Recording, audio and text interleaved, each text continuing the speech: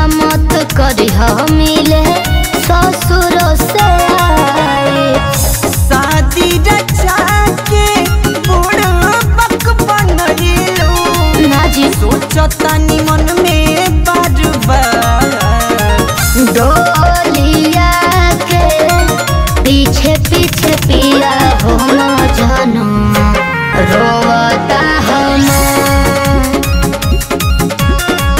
डोलिया के पीछे पीछे पिया हो न जानो रोता हम।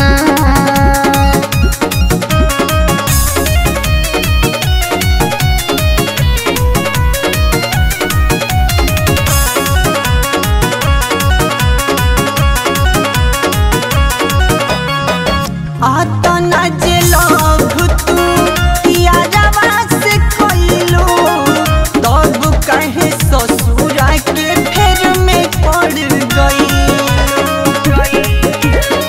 सुनो राज देव रंगीला पिया इज्जत बचैनी घर परिवार